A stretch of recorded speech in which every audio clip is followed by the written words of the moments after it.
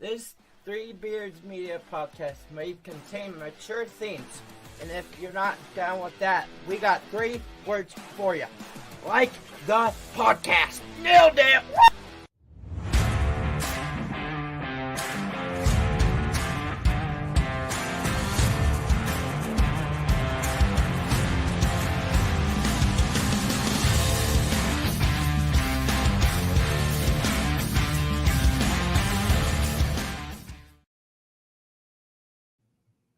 What is up, everybody? Welcome to a new edition of False Starts with Bill Blank and myself, Chris Shipley, with special guest John Bush joining us tonight. We are broadcasting from Bill's brand new bar. So we are testing out the equipment, see how it sounds. So welcome, everybody. Bill, John, how you guys doing? I'm good. I'm very good. And, Well, I'm just turning off my green screen right now, and I think I'm. Oh wait, that's not supposed to be there. You can tell we're real professionals around here. Dan Hi, I'm good. I'm Dan here. McCartney called me and Tim professionals. I don't know about me and Bill and joins us. So, again, episode 18, sponsored by Revelton Distilling Company. I gave a brief introduction, John, but Bill, why don't you tell who John is and bring him on the show? well, yeah, John's a fellow comic, a friend for at least, God, it's been almost 20 years at this point. Yeah. Close, right? Well.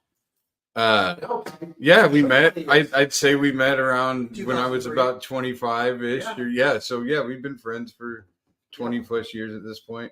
John was a mentor early on, just became a really close friend, and we've actually been on the road together and talked about our mental health pretty openly with each other many different times. So kind of a natural fit to have John on. Some of you might have saw him in Triple Espresso.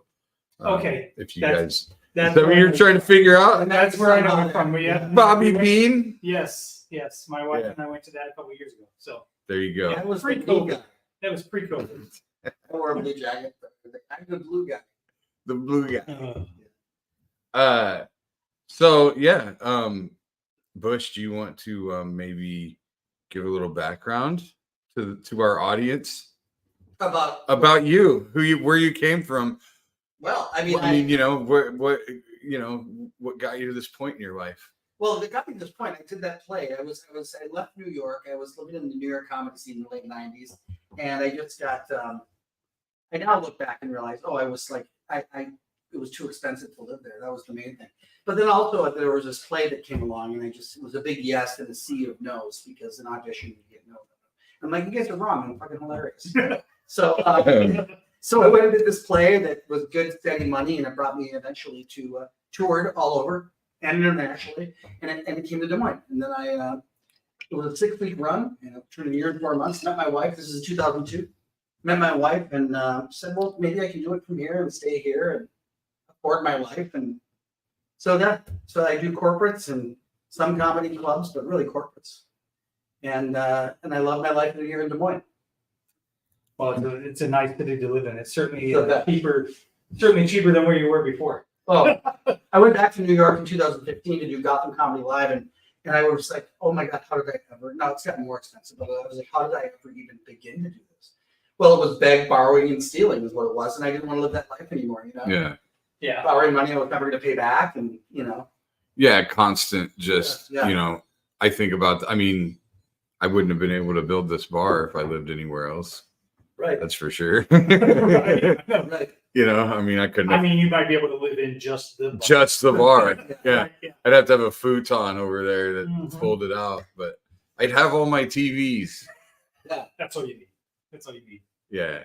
No, I'm pretty happy with it. It's everybody comes over on Sundays and we watch all the I football. like that it's cozy too. Yeah. It's not too big. It's my it's my 3-season porch, so it's separate from the house. It comes off of this wall over here is the back of the house actually. And so this is like its own room, little space heater will heat it up. There's no and You don't have to build any vents to it. no, in the summertime I'll just open the door Yeah. to the house and Yeah. probably be enough. I don't know. Yeah. We'll see. But yeah. So thank you guys for coming, and and I'm having a little Revelton, our sponsor, Shout out to Revelton. That's Shout out to Revelton. I got It's some nice of to have a the sponsor, and it's a cool sponsor. Revelton whiskey and cream liqueur. How did we get a hold of Revelton A little to do ice. this? Do you know somebody at the place? So I grew up with Rob and Christy, the owners. Rob and Christy went to high school with them. Rob always jokes and likes to say he was a state representative here. So he's the epitome of truth that politics will drive you to drink. Yes. So he decided to open up a distillery. They went on a Kentucky Bourbon Trail Wow. tour and fell in love with it and bought a place down in Osceola and turned it around. They opened 2 months before COVID. So that was the perfect time to open up a distillery. So, because everybody, you'd stay home, all you can do is drink. So Yeah. that worked out Wow. well. But when Tim and Aaron and I opened up and started doing Three Beards Media, Rob had told me a couple months before, he's like, listen, if you go out on your own, let me know, because we'll support you. And they've been our partner ever since. So That's exciting. yeah. And have you ever been able to record one of these at Revelton? So Tim and I did one for Old Man Strength when we were with the other group in 2021, late 2021. We did one over there, down there, and it was fun. But actually, Three Beards Media is going to put on a big multi-podcast December 9th down there. So we're going to have everybody from the pods down there. We'll do a 10, 15-minute segment. We're going to raise some money for the Young Women's Resource Center down there. Incredible.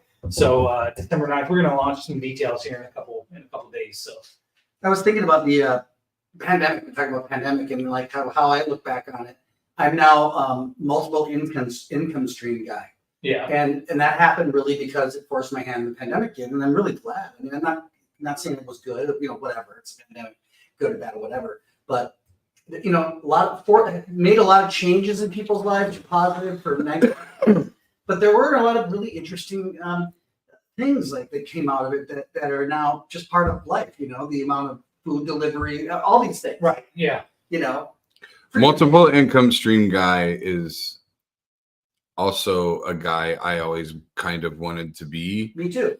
but I had so much of my identity wrapped up in stand up Mhm. that everything that I did outside of stand up felt like I was failing.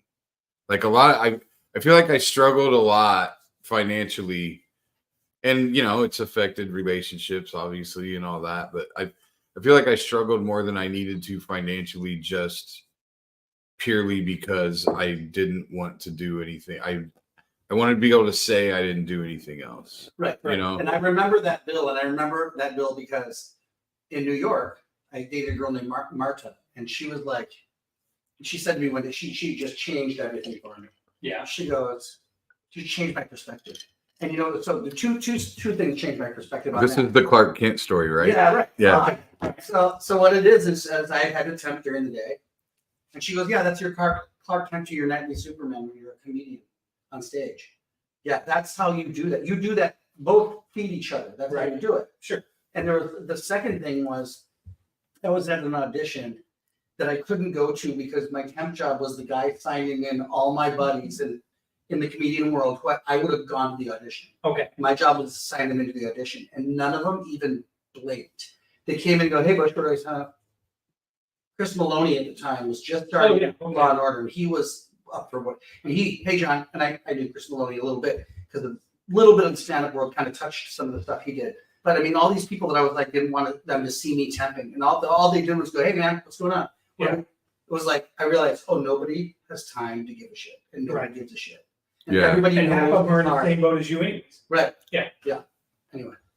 No, I mean, that's I remember having that conversation with you back then, and I remember you telling me that, Clark, and it helped at the time. Yeah. And then here comes COVID, here comes all these life changes, and I'm going through basically an identity crisis. Sure. And since then, basically it forced my hand too. I wanted to keep my house after my divorce, so I ended up having to do a lot of things. 3 years later, I'm really glad it all happened. Yeah, you made good money in that day job. Yeah, and it's all Killer. it's all mine. Yeah, you could be Bill Like- Blank on your terms. dude. Yes, Right. 100%. You get to be Bill on your terms. 100%. And that And also I also think I had to be that other guy for a long time in order to feel like I earned this. Yeah, sure. Like I earned the right, because early in my career I would have been angry at people who were clogging up the market, so to speak. But I don't feel like I'm a guy that's doing that when I work, You because mean people not fully committing to right. the Yeah. Right. People that aren't fully committed. It's like, well, I was fully committed for 20 plus years. Mhm. So I can take a step back and do what I want, It's funny you guys are talking about how COVID affected you guys and how it's changed your life, and you feel like you're probably in a better Yeah. spot. I'm in the exact opposite. I'll be right. I'm sorry. I don't mean to keep going, but my computer's going to die. I have to go. We talked about that. Let me know what you're talking about. Yeah, so we talked a little bit about this before, and 2020, I was in a job that I absolutely loved. I had great friends. I was working out. Everything was, and my life isn't bad now. I don't want it to come off that way, but since I've been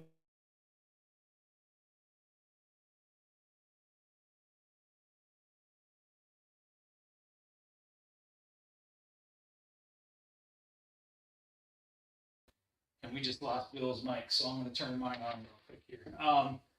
Because the computer died. That's what happens. So you want to turn it on? Yep, my mic is Oh, wow. on. So, yep. So, and we'll just double check here because we're professional around here. Yes, it's working. All right, there we go. So, so really what happened was I was telling Bill before we started recording, I said I went and saw my therapist the other day because I've been going to see a therapist. I've just been kind of sad. I don't feel like I've gained a ton of weight. I mean, in the middle of 2020, I was probably down to 250 pounds. I felt great. And as I was telling Bill, I said, I just, like, there was a guy 6 years ago when I got cancer that wasn't going to let anything beat me. I'll be damned if it was going to win. I accomplished everything that I wanted to do. And then this last 11 months, I'm not sure where that guy's at. Right now, that's all you do? Yeah, Yeah. I'm not sure where he's at. I know he's possible, but I lost a job in January, and that completely destroyed any confidence I had. Yeah. And then, just this weight and everything else, I told my therapist, I said, the guy that saved me during cancer, I'm not sure where that fucking guy's at right now. I'm just not. Well, and maybe, so I'm just freeballing here. I'm freeballing. Free balling. Okay, well, Is, we're on the wrong podcast for that, John. Is it that seek not that because that dude was back then, and it's a new version of that dude that is in the future, or you know what I mean? Yeah, he's evolved. I just need to find that internal fire that lit Mhm. that spark. And I think Yeah. I found it because as I was telling Bill, I left that therapist, Mhm. and he told me, he said, well, two things. My wife asked me a couple days before, she said, when do you feel like you felt the best physically and mentally? Mhm. And I said, probably when I was holding myself accountable, going to the gym every day, and I was eating right, and I at least felt good. So when I went to saw a therapist, we were talking about things, and he said, maybe what you need to do is just pick one thing. Pick one thing to hold yourself accountable for every 2 weeks, or every week, or whatever. And I left him, and I drove right over to my therapist's office, and that was it. So That's really cool. So wait, did we get this mic back going? we're gonna check right now. Yeah, It's we're working. good. Well, he turned yours off. Yeah. And went. Oh, we're good gotcha. now. We're Good. back. Okay, I was We're gonna back. say we lost it. Good.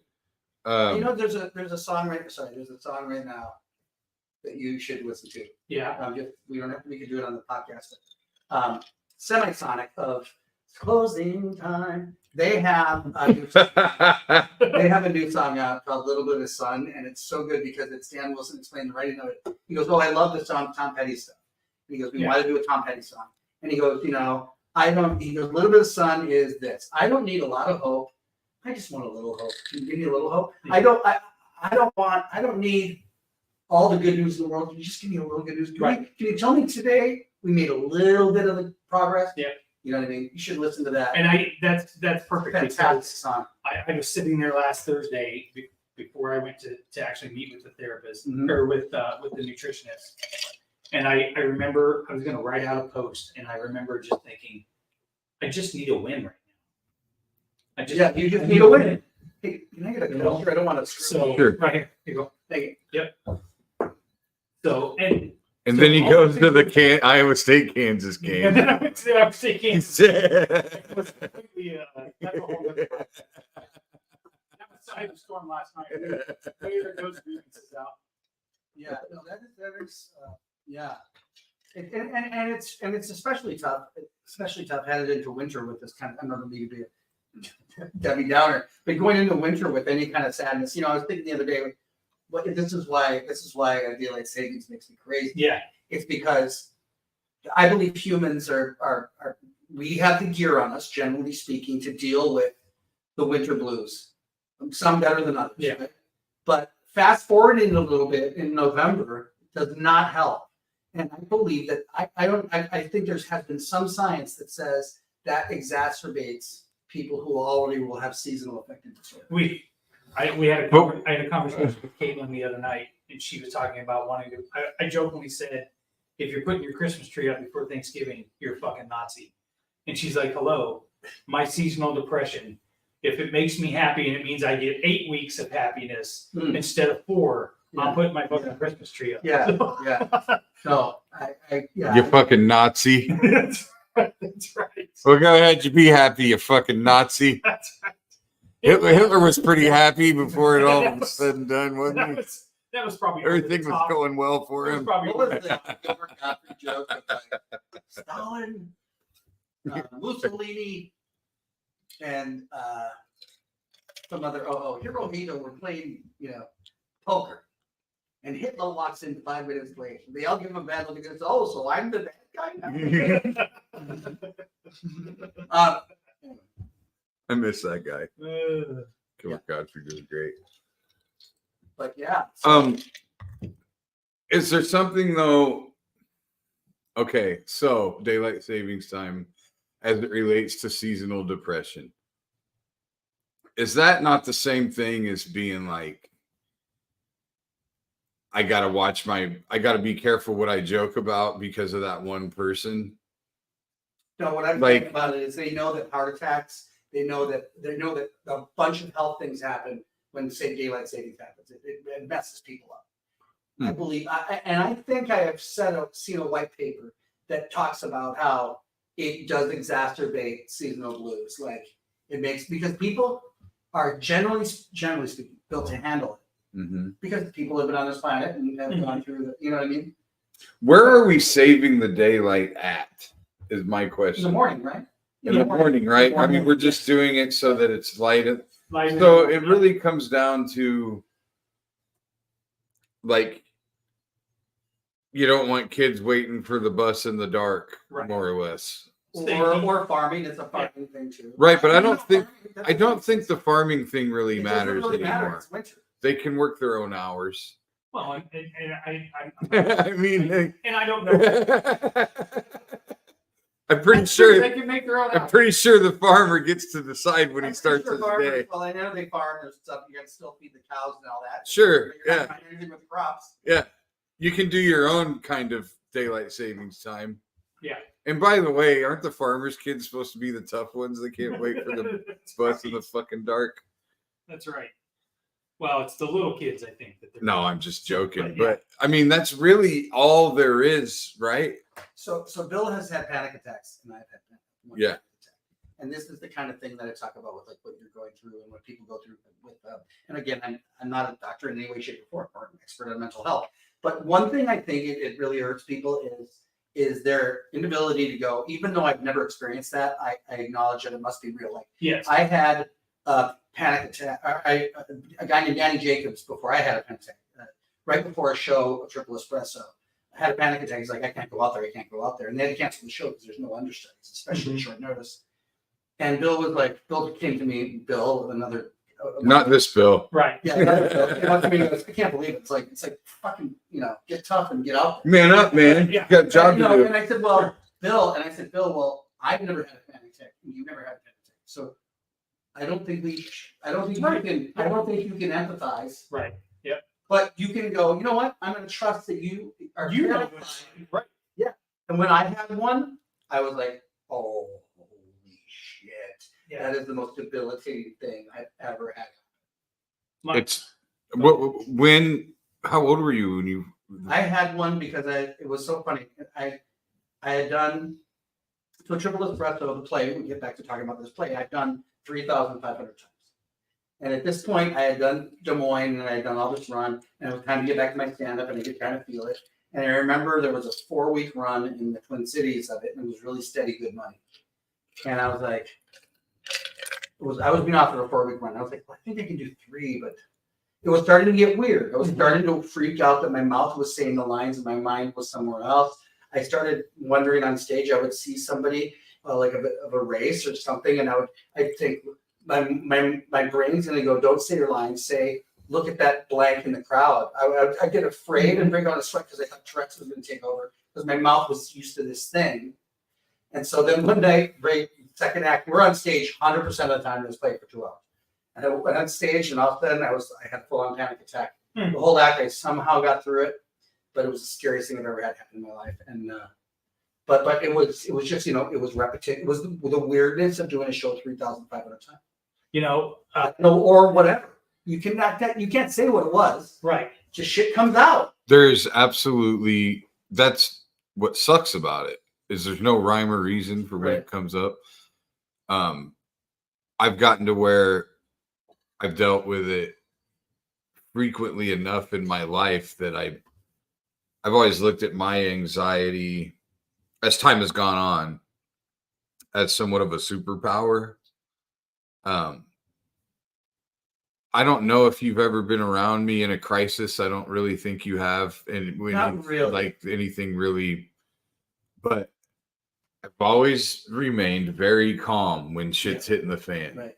and I think it's because of the anxiety of that. I don't want to say everyday life because I don't experience anxiety every day. I've gone through periods where I'd say for a year after my divorce, I woke up every morning with at least a little bit of anxiety. Right. It took a long time to go away. But I think because of that, when something actually major comes on, my focus goes straight to solutions, and my mind just goes really quickly through whatever. I think it's because of that. You also told me before that you feel like what use is panicking. Yeah. Well, in a crisis, Mhm. like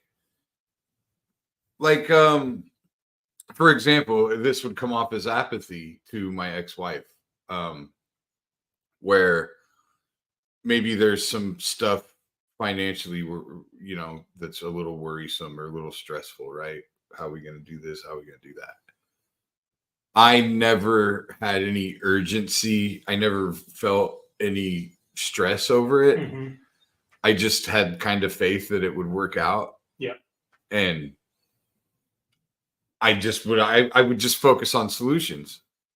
And she would be freaking out. And I would say all the time, like, name me one problem in the history of the world that got solved by freaking out about it. Right. It's never been beneficial to anyone ever. Yep.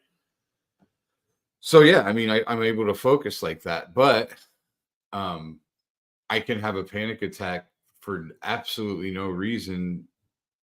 Like somebody could run across a parking lot and it will look weird for 2 seconds, and all of a sudden my mind starts racing about how weird that looked, and then what do I look weird when I run like that? And fucking just all of a sudden intense fear sets in that doesn't go away.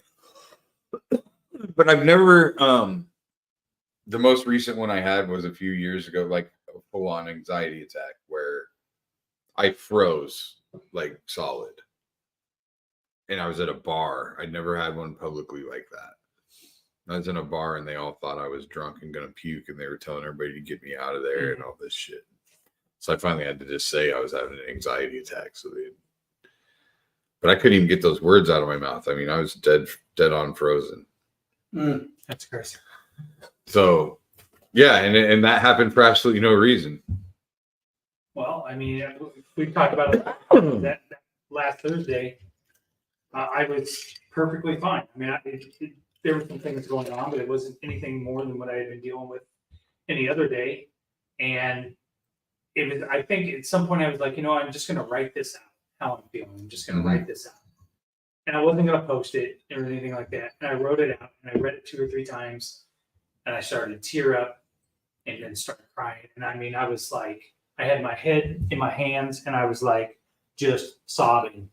And I finally had to get up away from the table. It was probably 5 minutes. And I had to get up from the table and just go upstairs and kind of shake myself out of it. But I'd never done that before. And I've done it twice now since I went and started talking to a therapist. And I think it's more, I don't think it's a bad thing. I think it's more It's probably good. It's probably relieving some, and I'm processing some things. You know what I mean? Yeah. But Did you feel like you were processing things when you started crying, or did you think it came out of nowhere? Did you feel like it came out of nowhere? I felt like it came out of nowhere, but Yeah. I wasn't surprised because I had done it a week before. Now that first time when I was just sitting on the couch on my lunch break and I was watching TV and I was, again, I was by myself. I, am home all day, with nobody there. I thrived so much when I was in an office working where I could talk to my coworkers. We bullshit back and forth. I'm working all day. I'm getting all my shit done, but I'm having a good time, or we're joking about this, or we're laughing about that. And just not having that is really hard. I don't do well with too much free time. Oh, I don't have any problem with free time. Like if I didn't have to work, I'd be fine with it. Really? No. But I don't do good with too much downtime. But it's. But you could go you could spend your day having your social life. By me sitting at that desk, working by myself, and not having anybody to even have a conversation with, and it's been 3 years, and it's really hard. So, and I don't see an out because the job that I have is not ever gonna. It's not gonna. It's not gonna go back to the office. No, it's a small little company that doesn't have. They don't want the overhead. They don't want the building. overhead, and I totally understand it, and we all can do our job without being there. You know what I mean? So, Yeah, but I bet you're peeling the onion with the therapist. I think so too. I am too. Yeah, because we've talked about quite a few things. So, and I feel better, and I feel like I have a little better relationship with the boys since the last couple of weeks, and I'm learning, even being on this podcast. Like when you guys talked about empathy and, how do you know what a panic attack, have you had one before? You know what I mean? Josh, my son, gets really bad anxiety sometimes. And a few years ago, as he got older, I would think to myself, he's going to grow out of that. And he hasn't. And I would find myself going, come on, like you're 18 years old now. This is enough of this. You know what I mean? Whereas now, we went on vacation earlier this year and we went to Disneyland. And 4 years ago, I probably would have been upset because he didn't want to go on a bunch of rides. This time I was like, listen, dude, whatever you want to do, if you get upset because you don't want to ride on a ride, nobody's going to make you ride on a ride. It's your vacation too. No, it's so interesting. I feel like that's like, and you just kind of like, I looked at it kind of like what you said, like, I don't know what having bad anxiety like that is for. It's part of him. So, But if you take the step, empathy, and if you take the step in life to kind of go, well, let me try to, like for instance, my wife and I've never been parents, but there was one day when I saw Brad, my neighbor, and his wife and their kid, and Brad's kid was starting to get on a little motorcycle. And he's a motorcycle guy. I was like, oh man, and it wasn't just cool the kid's doing what he used to do. I went, oh, it must be like reliving your childhood to have your kid, and it must tie you back to the memory of yourself by doing. I had this moment where I went, oh, that probably is a little bit. I tried to understand what it's like to be a parent, and I probably was right. So I said, Brad, is it like you're kind of reliving, not reliving, but remembering when you experienced that? Right. It's like, totally, that's what's cool about it. It's like, oh. Yeah, I mean, the first thing when I found out my son was going to be a boy, the very first thing I thought was, I can't wait to play catch with him when he can actually catch the ball and throw it back to me. Yeah. Like that first time, and I mean, that's all I did was play baseball with him. And I know that's like a no-brainer, but I'm Yeah. not a parent. Yeah. You know, but I could freely associate and go, well, you know, you can link to it. Just Yeah. use your brain a little bit, you know. Sure. Yeah. But that's you making a conscious effort to understand something. I don't think that. Which is what we should do. Yeah. Yeah. I don't think that most people do that. Kind of in general. No. Like, you know how when people lose their shit, like the gotcha culture of watching somebody melt down and filming it. I'm like, so glad on some of my meltdowns in New York. I'm so glad they didn't have a camera on me because I'd be fucking canceled. I wouldn't get into it. But I've had bad days where I lost my shit. Sure. And this whole thing of, oh, look, somebody's melting. Somebody's falling down. It bothers me. Yeah. Yeah. It makes me want to persecute the filmer or the person Sure. who filmed me, you know. Well, what are you getting out of it? Yeah, what are you whacking off to? Normally, Exactly. why don't you put the fucking phone down and help? Mm-hmm. You thought your first instinct was to film it while there's poor fucking guys suffering? Yeah. Like that? No, that's not. Right. Yeah, I don't get that either. I was talking about this. I mean, we've addressed this on here many a times, but I was talking about this with my therapist yesterday. How my face looks and how I'm being more. You're with who? My therapist yesterday. I'm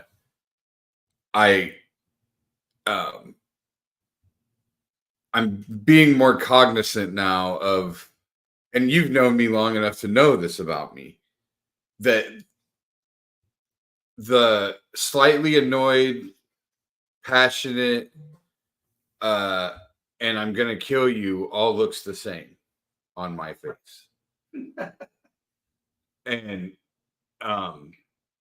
so if I'm pissed off and I'm passionately, you know, because part of my problem, and I have a friend that's the same way, and it's the way my stepdad was. When I'm pissed and I'm just, I've never lost control of myself physically. Right. I've lost control of my mouth, and I still do sometimes. I've done that. But when I'm spouting off, I say a lot of funny shit. Yeah.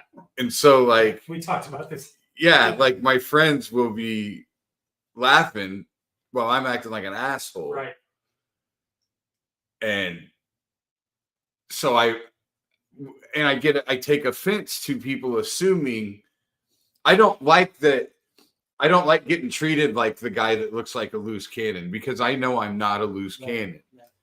But my face looks like I am a loose cannon. How many times have you had to tell somebody, I'm not mad, but if you keep asking me, it's going to piss me off? Yeah, I mean, that has definitely been something that's happened to me in my life for sure. Happened to me quite a bit. There was a couple times You're like, I'm not mad. Where Bill, I am now. Like Bill was defending Gwen's honor or somebody's honor downtown one night in Des Moines. I don't know if you guys got a physical thing, but I remember saying, Bill, we don't live in the old west. I always say to Bill, the old west, you can't go, you know. You can't go insulting people, and it wasn't. I don't remember what in the middle of Port Avenue. I believe that was the night that Scott, God rest his soul. He's still with us, Scott. You didn't know that Scott died? Recently, Scott died? Mm-hmm. Scotty, the old bartender, Funny Bone. Oh no! Okay, wait. So what? The guy who went and owned a vintage stuff store? What he died? He just died several weeks ago. I'll tell you off the air. Yeah. Oh my God, Scott. I went to his funeral. Yeah. Okay. Anyway, I think it was the night. This is a good example. Right. Yeah, this is a good example because I did, in a way, In a way, I did. There's always cut that gets in there. Right. See if you bring up charcuterie board. So, By the way, I have a puzzle at my house. It's a charcuterie board. It's a puzzle jigsaw. I'm going to do it. okay, so we'll get.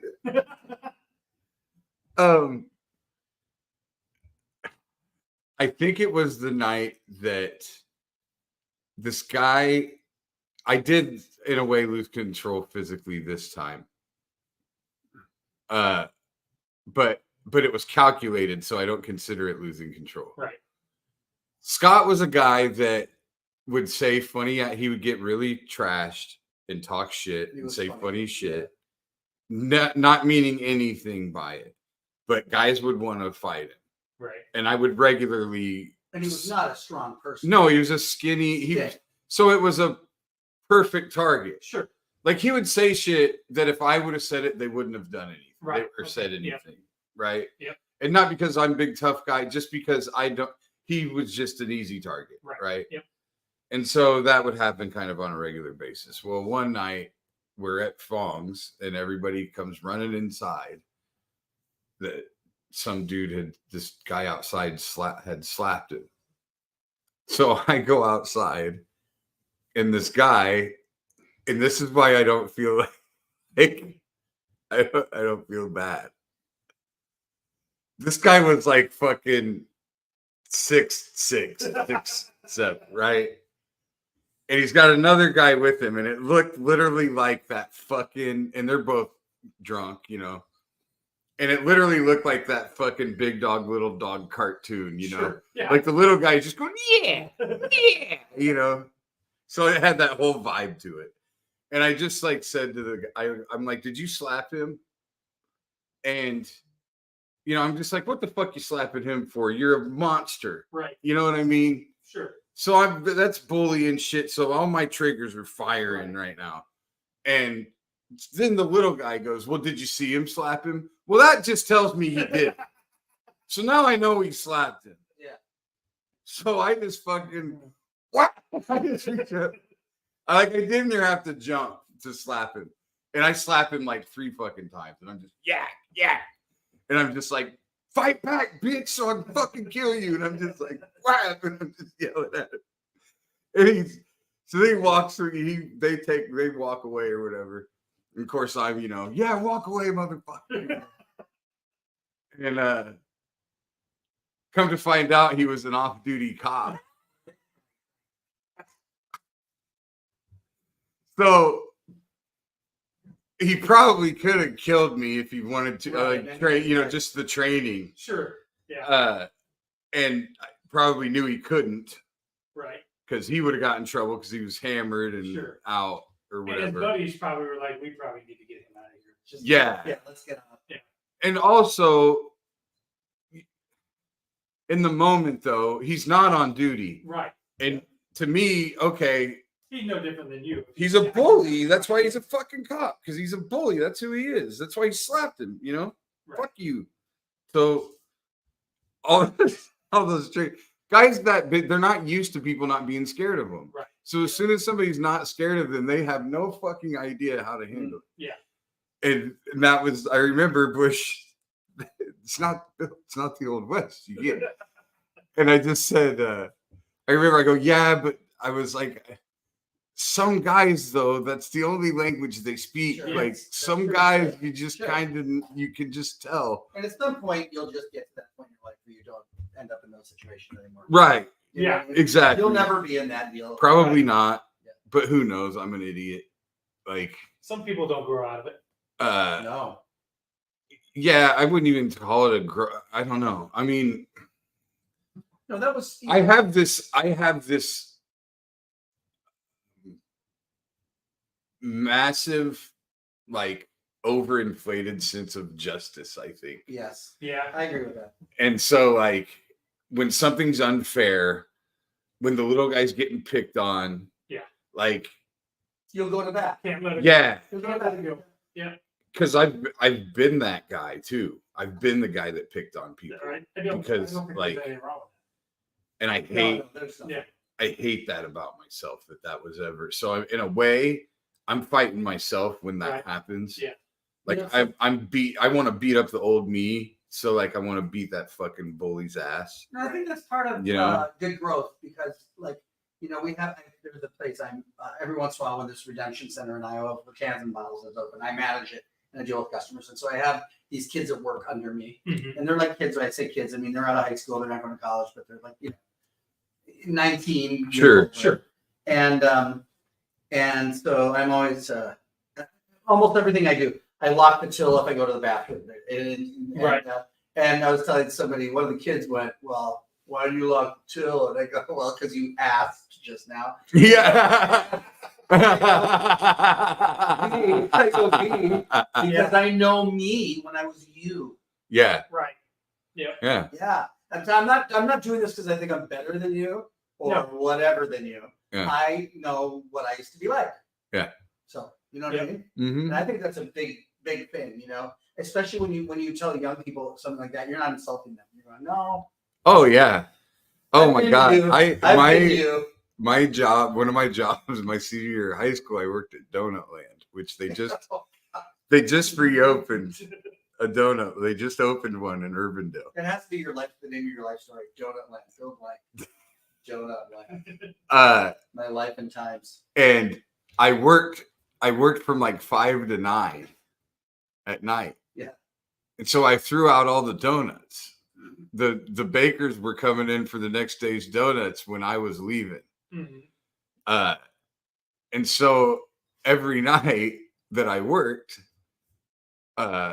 my friends would stop by, and my first job was Quick Trip. So at Quick Trip, you had to learn how to count back change. The register didn't tell you Sure. what to give them back. Yeah. So I learned how to count back change. So my friends would come in, and I would give them $20 out of the register and tell them to go out and get a sack of weed and come back and pick me up when I got off work. Yeah. And then I would just say that I threw away more donuts than I did. And I knew how much everything. You figured out the donut to weed ratio. Yeah. And I knew, hold on. Perfect. And I knew, Fucking perfect. and I also knew how much everything cost. Like I knew every night that I worked, there was this old couple that would come in and they would get like a half a dozen donuts and a little thermos of coffee thing, and they'd sit there, and it was like the total I think was like $265, and they would give you $5. Sure. And there's this regular like $265, and so I would just hit the no sell. I'd hit some bullshit buttons, hit the no sell button, give them their change back, and then let it accumulate. And the drawer would actually be over by the end of the night. So they'd fucking go get some weed and come back, and they'd always, we called it Uncle Dave Donut Land. It goes into the Get $20 from Uncle Yeah, Dave. the flaw in that whole deal is you didn't keep the donuts too much on leave. That's what you don't even get. Do you think I didn't walk out of there with donuts on top of all that? I just said I threw away. I said I threw away more than I did. No, my fucking. If you look at my senior, I could even go find it right now, but it'll take too long. My senior year, my yearbook, my senior year, I was in student council, and our home room was student council. That's what. So first class of the morning every day, and so in the student council yearbook picture, everybody's got a donut.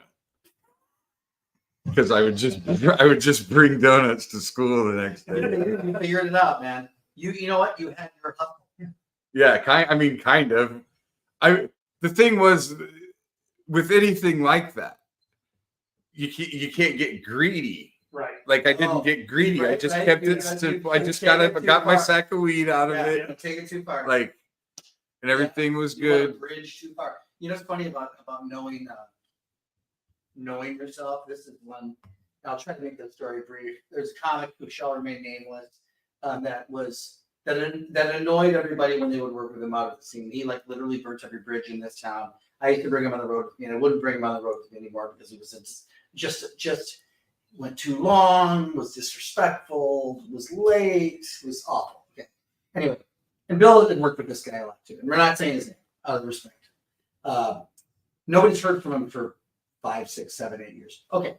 Well, one time I was with the new guy I was bringing on the road. It was Tim Shifsky. I was bringing him on the road all the time. He's a little shifty. Yeah. And Tim was in the car with me. And this other comedian was at the comedy festival, and he had not advanced through the first round. And he knew that I was bringing Tim on the road with me. And Tim got a call from this guy, and he's like, "Oh, hey man, Colleen," because apparently Tim, my guy I was working with at the time, had a problem, had some kind of little issue with Colleen, who owns the Omaha Flying, but not a big thing. But this comedian I was listening to this conversation. Tim's going, "You what? What, dude? No, you shouldn't. What the fuck? No, I can handle my own." Hangs up the phone. Doug said he went up to. Oh fuck it, Doug. Doug said he goes. Doug said, "I'll just okay." He said, "I went up to Colleen and I talked to her for you, and everything's fine." And I'm driving, and he said this to me, and I go, "Oh, he's lying." And he's like, "How do you know he's lying?" I go, "Because Colleen would never talk about anybody's business To him. or anybody else but the person she would talk to." Mhm. Never That's do not that. who she is at all. Not who she is. And I also know she has a huge disrespect thing for him. She really doesn't.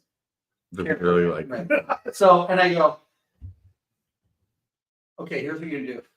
You're gonna call me. You're gonna get to your hotel room. You're gonna call me and say, 'Hey, Doug, thank you so much. I owe Colleen a call anyway. I'm gonna call her and thank you, and I'm gonna tell her about your conversation with her.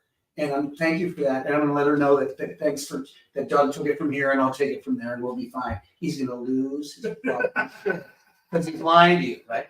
Okay, so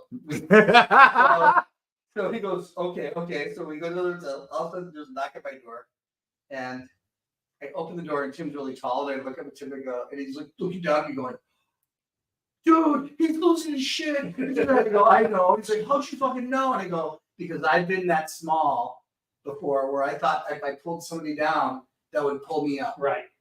I've been there.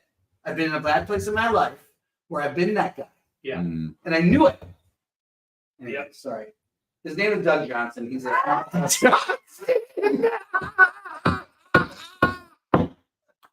but Sorry, Doug. That's all right. We're 47 minutes in. Nobody's listening. Nobody's listening. Yeah. But I was like, fucking, I just know the behavior because I'm not talking shit here. I've been that. It's also such a fake conversation. right. Like you can tell the whole tone of it is just it reeks of desperation of, hey, I talked to her Right. for what? But you want to say, Why? hey, Why? I see. Do you see how I didn't advance in the contest? Also, I want to tell you that Tim Shifty's a really good person. Yeah. Right. Like, what the fuck? What? No. What did I don't even remember. Yeah. It's so funny because Colleen Quinn is Who the owns the funny manager of manager? I may have heard you talk about her before. She's the best. with other comics probably. And she's- She's famous in the stand-up world. she's a legend. Yeah, she's a legend. Every comic who's worth his shit loves her. Yeah. I'm sure there's a couple here and there that aren't fans, but it's because she, But that would be rare. yeah, very rare, and it's People usually like Doug. That's because they call their shit out. yeah. Well, she's one a more- ball buster. one She is a more- ball buster. Yeah. You know the story. Yes, go So ahead. I was Oh, with you Billy can Farrell, and we were having breakfast in Omaha, and he was MC. And in the middle of breakfast, he goes, "Hey, there's a bunch of people who do Farrell's Fitness or whatever. They live in town here in Cooktown or whatever." And he's like, and this is all a workout thing. And he goes, "And they want to come see me next time in town." She goes, "Great." And he goes, he was MC, "But I'd have to feature, because they don't want to see me for just 10 minutes. And she doesn't look up from her plate and she's cutting her bacon. And she goes, "Yeah, well, maybe we'll have you fucking washing dishes." No, she said, or you can cook the fries. Yeah, well, I think Is that- washing Was it washing dishes? I can't. I don't know. Maybe we'll just have you fucking wash the dishes. And Willie kicks me under the table. I'm like, shit. And Yeah. Later, Doug comes into my fucking room in that condo. I think I fucked up with Khalid. And I was like, I'm sorry, are you coming here thinking I'm going to tell you you didn't? Right. Yeah. What comfort are you seeking? I remember just well, I mean, I don't want to be the final. yeah, we don't want to keep on too long, but we're talking about a guy that threw his own roast. Like, And I wrote, and he had become an Uber driver, and I had wrote a joke for Bill. Right? I don't I remember. think it was hey, Doug is also an Uber driver. But, don't want to get in his car. It takes forever to get there because of all the burnt bridges. That was That's right. You have to go around. Just go around all the burnt bridges. Yeah. Anyway. This is a good spot. Let's take a break. We'll get a word from Revelton, and then we'll come back and we'll finish up here with John Bush and Bill Blank. At Revelton Distilling Company, everyone has become a part of the Revelton family. From the Taylors and their daughter who helped perfect their award-winning gins, to the team who installed Lucy, our 33-foot-tall custom-made still, right down to the local farms that provide our coveted corn, and even the cows on those farms who consume our mash byproduct. Want to see the farm to flask come to life? Now you can tour Lucy and find out where we take Iowa's harvest and transform it into our finest spirits.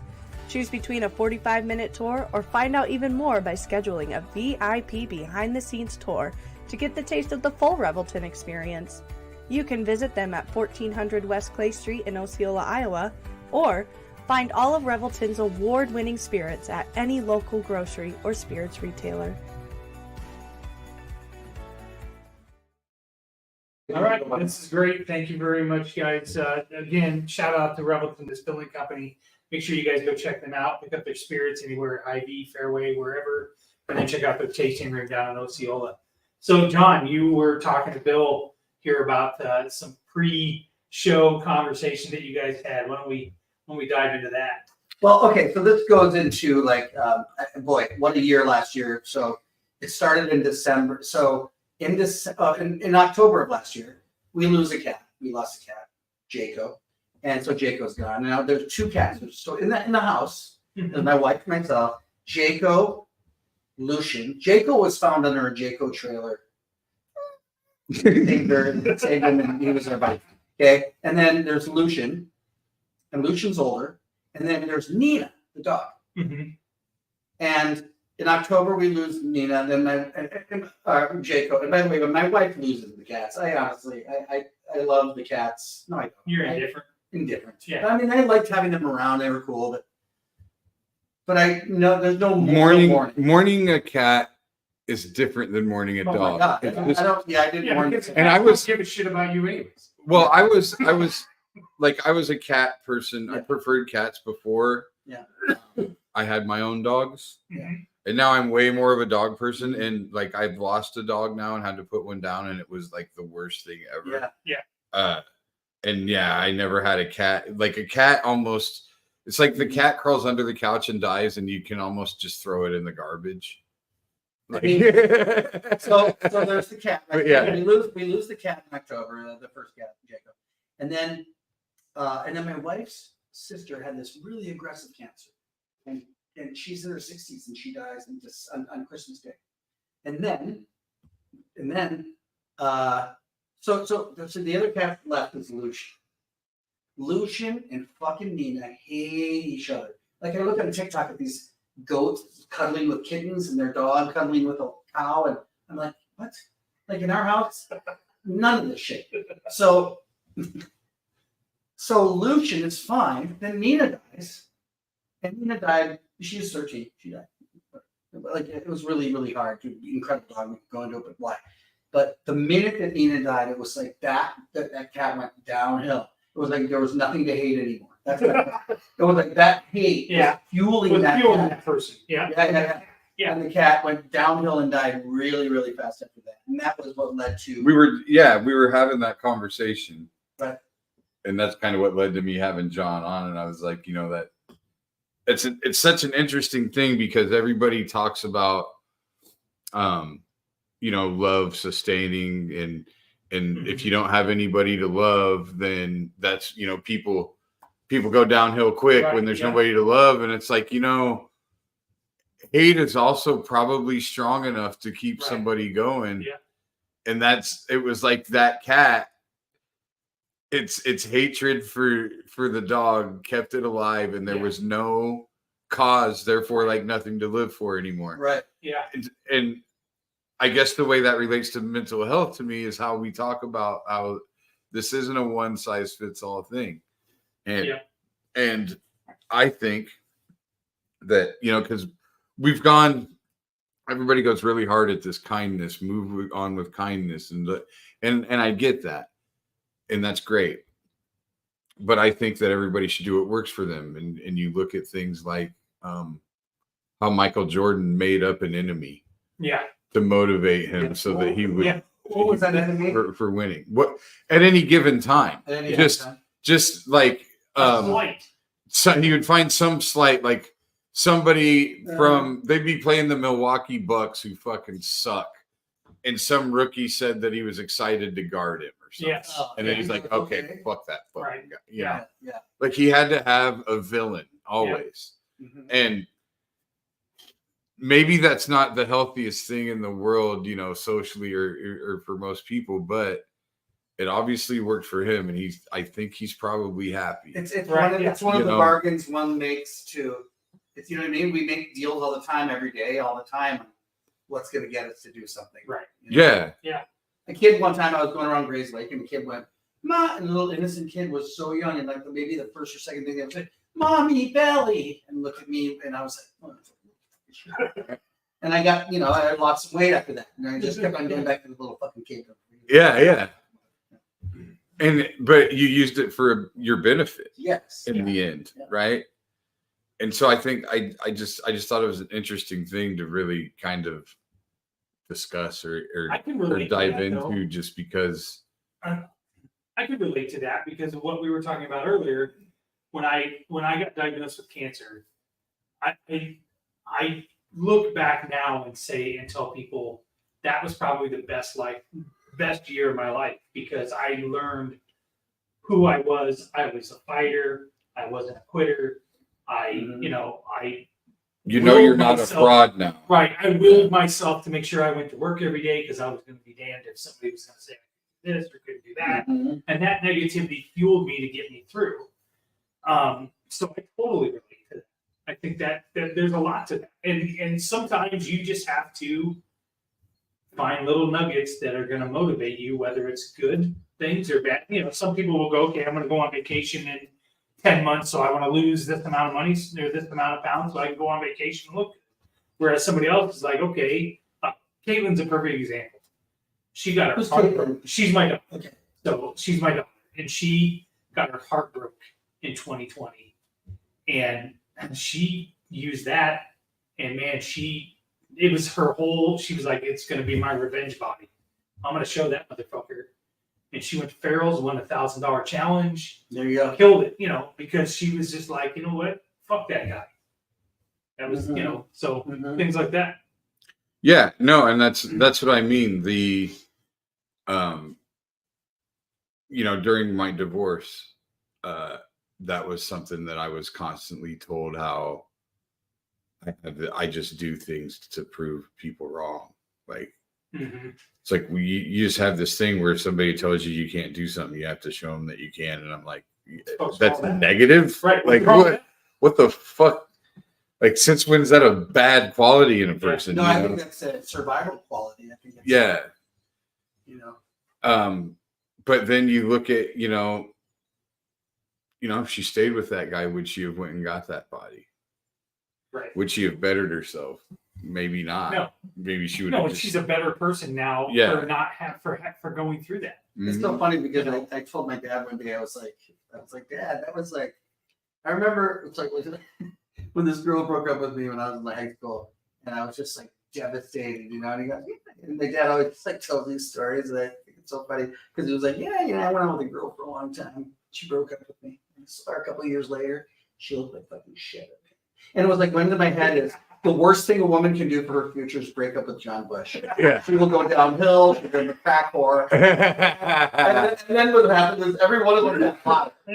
Yeah. And I told my dad, he's like, "Well, did you make you feel better that day?" I'm like, "Yeah." He's like, "Well, that's all I got. That's right. That's all I could do." There's a little bit of bullshit that goes on in this game, you know. I remember one of my dad's friends. My dad had some friends that were hilarious. I was going through it with, I don't even remember who or when or what, but I'm pretty sure it might have been my ex-wife, but early on, because I don't recall really giving a shit about anybody else in my life. But like, I remember one of his friends saying, "Yeah, I always just picture her taking a shit." Just picture her taking a shit, she's not too good for anybody. Yeah, you're right. That's exactly right. That's right. It's funny. Yeah. I was like, like, there's no more fucking vulnerable position to be in. Yeah. Yeah. Do you think anybody's hot while they're taking a shit? Is that even possible? Well, there's like, when I don't know that. Harold and Kumar scene where Yeah. they follow the two hot girls in the bathroom and Right. they have horrible explosions. I'm like, oh shit. I don't know. There's a scene in Fools Rush In when Salma Hayek is on the toilet that she doesn't look too bad. Yeah. Well, the problem with that is that Selma Hayek is the greatest thing that God ever created. Selma Hayek is the Starring your Perfect. favorite actor, Matthew Perry. oh god. Wait. No. I know Yeah, I'm gonna get in trouble. But you for this. also, wait. I'm gonna get in trouble for this because of our mental health. No, wait. I know you hate Friends, but you just don't like his acting also. Because Matthew Perry in West Wing, there's some roles he played. Man. Yeah. He was freaking amazing in. I think that I set him up. I have. I understand him not Well, like Bush knows about Bush knows about this in a way. Schwimmer Like, was good in the Band of oh Brothers. god. Wasn't Schwimmer good in Band of Brothers? Oh, I don't know about that. Did you see Band of Brothers? I did. I loved You it. didn't like him in it? No, I didn't care for him. Maybe I didn't So- care for his character Yeah. um. He did. because he was a dick. Well, then he did a good job, I guess. But I have two prerequisites for not seeing a movie or a show. Okay. One of them is Will Smith, and that was I can't watch that Will was Smith. before the slap. Yeah, me too. Bush I knew can't about- watch anything with Will Smith. Bush knew this Really? about me. Yes, I can't. never liked Will Smith ever. Huh. Me neither. No, especially when he tried to be funny. It was fucking No, horrible. I know. It's Fresh Prince of Bel-Air is horrible. Horrible. I didn't watch it. Anyway, I won't. Everything is just too. It's too. He's just corny to me. yes. Yeah. He's corny. There are some performances where in movies were good enough despite him. Like he's not bad in Legend of Bagger Vance. That's a pretty good movie, and he's not horrible. He's tolerable. Ali's pretty decent. Ollie's good. But in general, just it can't. Number two is if it stars a Friends character. Yeah, I'm not going to see the one with Bruce Willis. That's not. But he was good as a television actor, like West Wing and whatever. She was in some. There are some Jennifer Aniston movies that are good despite her. Okay. I feel like Derailed is really good. I don't think I've seen that. But She had one that she played this kind of really sad character in a small town that was like, I feel like there was a grocery store she worked at. But it was good. and she's Office Space, Very you know. Yes. And then I don't consider her a big character in that though. but the She doesn't only make that movie. yeah. To me, the only actor from that cast that I will watch in anything else at any given time is Lisa Kudrow. I feel like she's actually she's actually talented. Yeah. She's pretty amazing. Everybody else makes my fucking skin crawl. Okay, so let me ask you this. Well, now we're going off on a tangent. Are you aware of the theory that Friends is a complete ripoff of Living Single, which had Queen Latifah? For white people? Yes. Uh-huh. I mean, I would buy it. It would only take you to tell me that for 2 seconds, and I believe it just because I hate it so I've much. seen some videos of the cast in Living Single talking about episodes that they had in their show years before. That And one they total were exact replica, Yeah, yeah. and they were exact replicas that Friends did of the exact. I'm gonna have, I'm actually pretty decent friends with John Hinton, Oh yeah, so I could ask him how Yes. he feels about that. yeah. Knowing him, I think that he would probably just look at me and be like, man, like he's kind of that guy. He's such a nice guy. But I know that if you put Dark Side of the Moon on and start at the same time as the Lion Roar second for, Lion Roar. for Wizard of Wizard of Oz, Oz. you're a Yeah. fucking idiot. I do know that. I've done it. It's not I've done that it twice. interesting. No, No, but listen, it's not that interesting. listen. No. Not that interesting. Have you done it? No, why would you? It's ridiculous. It's not though. It's not ridiculous. I swear to God. I believe that it's a cosmic coincidence. I think it's a good study into like But you ignore all the stuff that isn't linking up, right? The 10 minutes where there is no correlation between the Right. song and right. There's a lunatic on the grass. He's in the yard.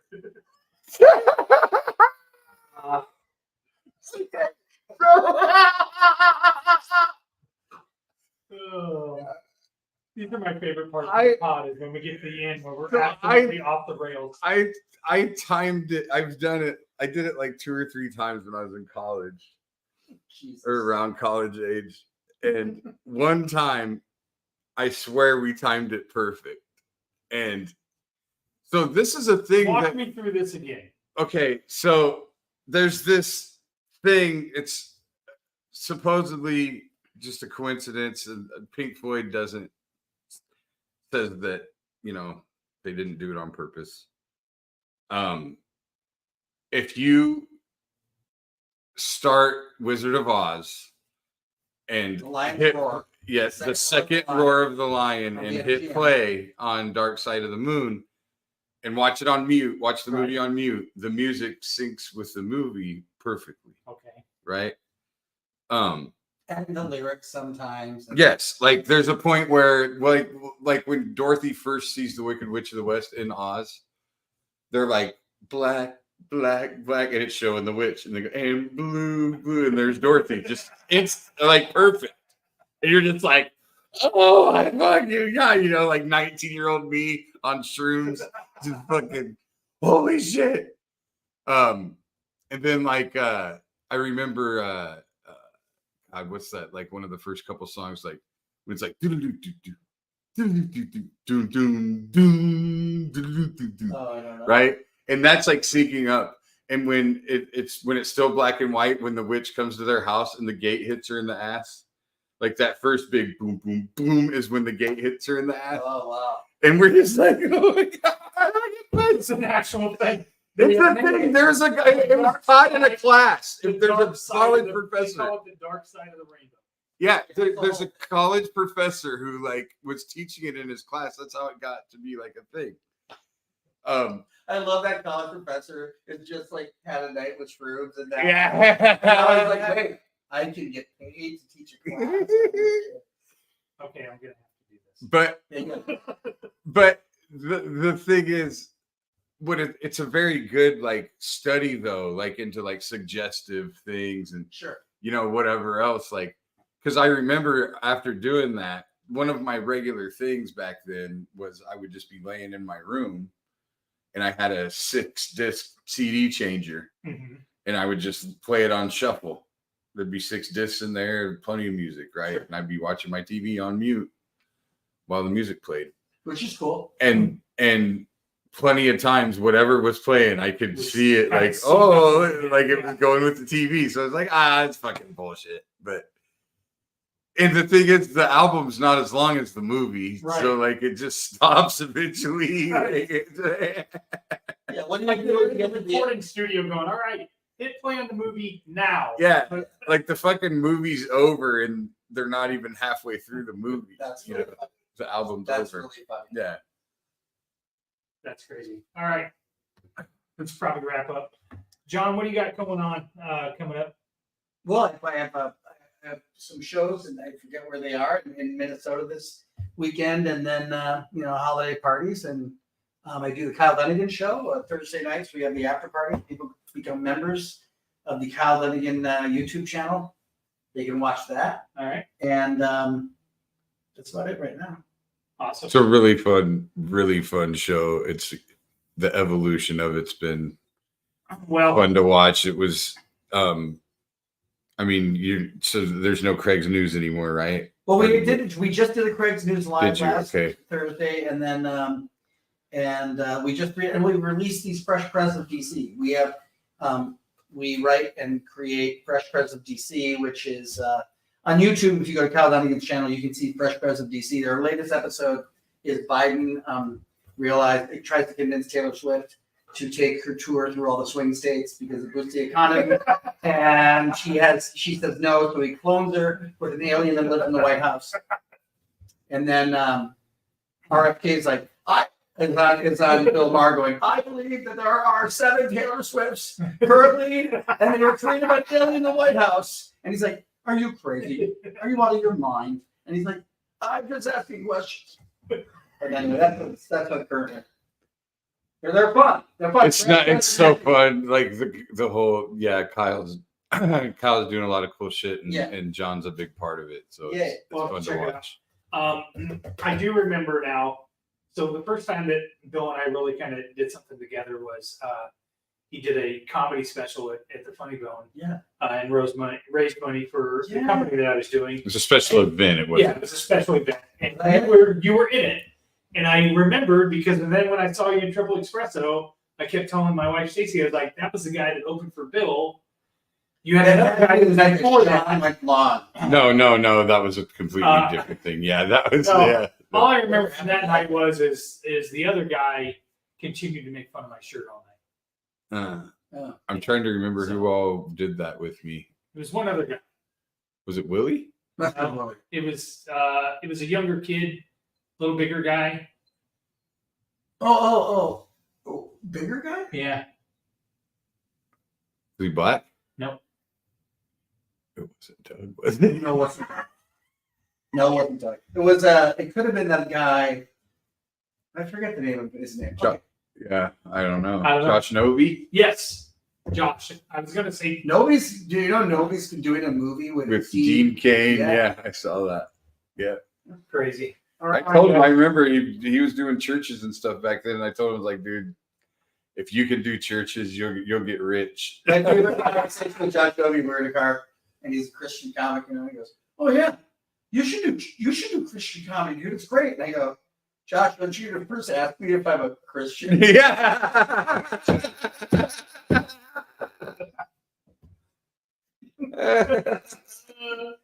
I got a buddy in Florida that is a preacher, and he was an agent for me for a while, a lot of one-nighter stuff. And I'll go stay with him when I go down there. I had run out of t-shirts the week prior, and I went down and he got a hold of his t-shirt guy for me, and I got some shirts made by this place, Well, this is where he went through his church and stuff to get shirts made. These people were members of the church. It's hilarious. And so my t-shirts, says the human race is the only species that lets its idiots live a full life. And so they're printing this t-shirt off. And I remember talking to the guy calling me when it was done, and I go, "Oh, cool. So, I'll come and get them to, whatever." And he's like, "Yeah, we nice. The world needs more Christian comics, And I was like, well, I don't know about that. And then he was like, "Oh, well," and I go, "Yeah, well, you know, I don't really talk about religion." And then I remember I went and picked up the shirts, and the box said Bill Blank, Christian comedian. Oh my gosh. Dude, that would be take a picture of that. That's covered. That's the second book. Yeah, That's awesome. that was pretty funny. So anyway, yeah, let's Thanks for having me, guys. Thank you. Thank you for appreciate coming. It. Thanks appreciate for- everybody listening. christening the bar for the Yeah. podcast. Oh yeah, Yeah, this this worked. was great. So Fun. I'll have to come over and invade some Sunday, and Oh, it definitely come when the Bears aren't on. You can always watch the Bears. there you go. That'll Yeah. work. God I knows might- nobody wants to watch that shit. That's why I got a bunch of TVs. Thanks everybody for listening. We're gonna close out. We're out. Peace.